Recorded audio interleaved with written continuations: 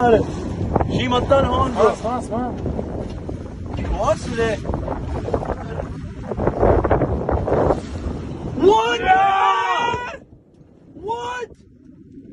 What? Swear, bro.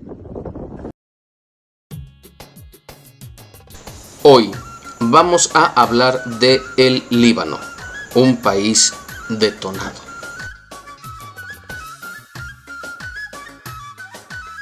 Líbano es un país único en Medio Oriente por su configuración histórica y cultural.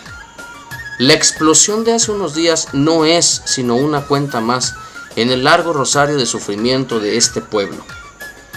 Comencemos por su bandera. Ese árbol verde que simboliza a los enormes cedros de la región representa a los cananeos de la costa, que fueron los padres de los fenicios, pueblo autor del alfabeto que usamos hoy en día, pueblo que fundó la primer compañía comercial internacional, pues ellos ya comerciaban con las aldeas que en el tiempo romano se convertirían en Londinium o, ya en la actualidad, Londres. Fundaron la poderosa ciudad de Cartago, otrora enemiga de Roma. El árbol representa a la poderosa ciudad de Tiro, que le plantó cara al mismísimo Alejandro Magno. Por el Líbano han pasado judíos, babilonios, egipcios, persas, griegos, los romanos, los cruzados, los musulmanes y los europeos. De hecho, la capital Beirut se llama así en honor a la hija del emperador romano Augusto. También el árbol es símbolo de la madera que les dio para construir sus casas, su civilización, los barcos que usaron para conectar el Mediterráneo, la riqueza, pues comercializaron la madera que llegó incluso a lugares como Egipto, Etiopía o Inglaterra. Se dice que aportaron la madera para la construcción del gran templo del rey Salomón. Pero Líbano se enfermó de geografía cuando surgió el cristianismo. Su cercanía con Palestina, la cuna del movimiento, le trajo ser de los primeros territorios con iglesias y comunidades cristianas. Cuando la Iglesia Católica se rompió entre los fieles al obispo de Roma y los ortodoxos obedientes a los patriarcados, las comunidades de la región también se dividieron en dos bandos, siendo los católicos los perseguidos por los ortodoxos. A este ingrediente hay que sumarle la gran cantidad de judíos que desde antes del surgimiento de la fe cristiana ya vivían en la región. La llegada del Islam también fue un factor que desestabilizó aquel lugar. La división entre sunitas y chiitas, que posteriormente dieron origen a una tercera corriente con tintes sincréticos y heréticos llamada los drusos, y que fueron vistos como herejes a ojos de las religiones del libro, judíos, cristianos y musulmanes, por sus creencias en doctrinas como la reencarnación, cosa que no cuadra con ninguna de estas grandes religiones monoteístas. Por si algo le faltara al Líbano, Europa puso sus ojos en el país para controlarlo, pues es la puerta de salida al Mediterráneo, así que siempre hubo pugnas por su control. Por cierto, la palabra Líbano significa blanco y está inspirada en los grandes montes nevados que hay en aquel país. Bien, pasadas las cruzadas, los francos aprovecharon para quedarse ahí y proteger a sus hermanos católicos. Esto dio lugar a una nueva corriente cristiana, los maronitas. Entonces meta usted en un territorio de 10,000 kilómetros cuadrados, algo así como el estado mexicano de Querétaro, a 7 corrientes religiosas: ortodoxos, maronitas, chiitas, sunitas, católicos, judíos y drusos, y tendrá un cóctel realmente explosivo. Pero no todo es negativo. Esta diversidad cultural del Líbano es una de las más grandes de la historia, al menos por kilómetro cuadrado, algo que se ve reflejado en su comida. Cualquier restaurante libanés en cualquier lugar del mundo es un éxito, pues se dice que es la mejor comida del planeta. Así vivieron durante siglos estas comunidades bajo el puño del Imperio Otomano, entre conflictos internos y diásporas. Por eso usted encuentra libaneses en la mayoría de los países del orbe. Simplemente en América Latina hay unos 10 millones de libaneses. Al final de la Primera Guerra Mundial, Inglaterra y Francia se repartieron el despojo. Líbano cayó en manos de los galos, quienes evitaron la formación de la Gran Siria, un proyecto en el que países como Líbano o Jordania no deberían existir. Los maronitas tomaron gran poder e influencia bajo el auspicio francés.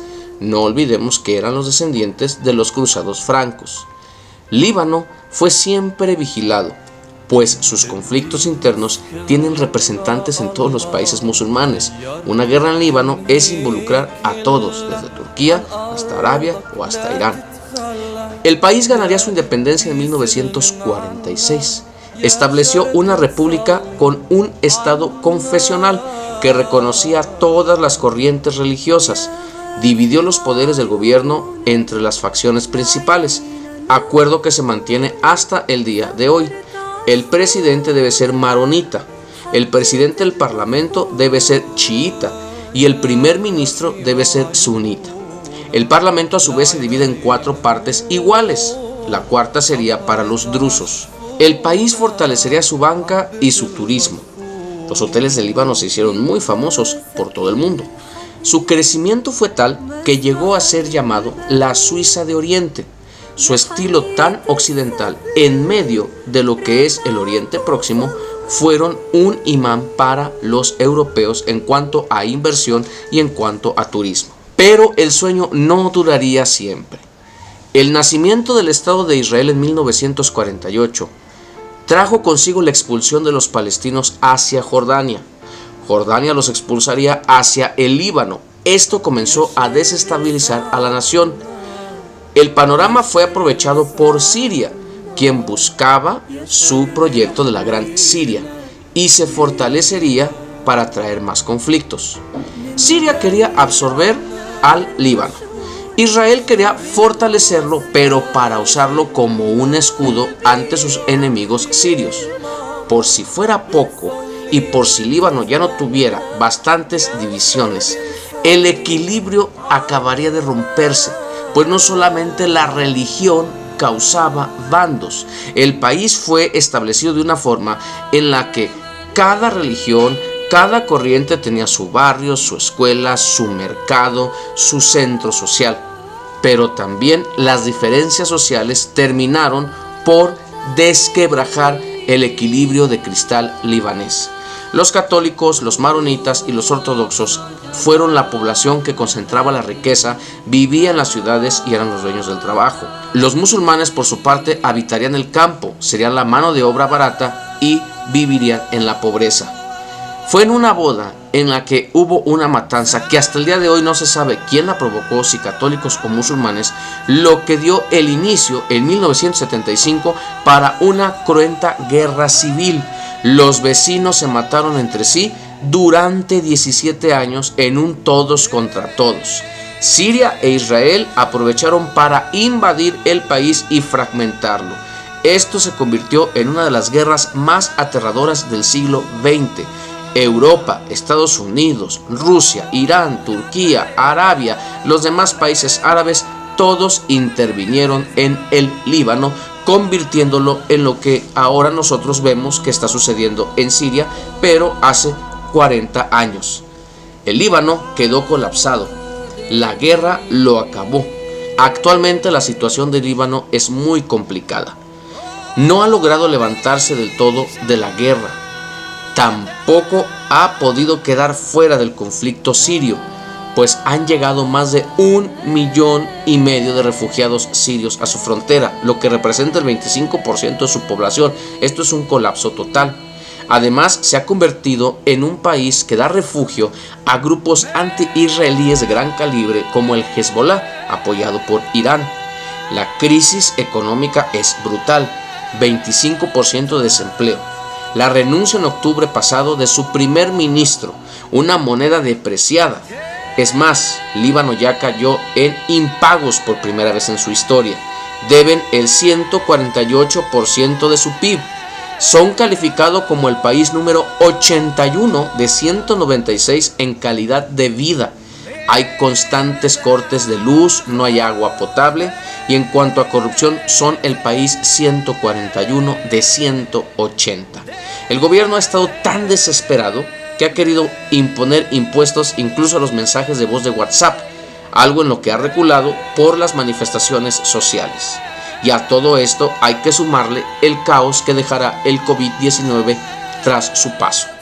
La tragedia en el puerto de Beirut, que ha dejado a unas 300,000 personas sin hogar y un tercio de la ciudad afectada en su infraestructura, debe llevarnos a reflexionar que los pueblos que han quedado en medio de las potencias y de sus políticas siempre pagan los platos rotos.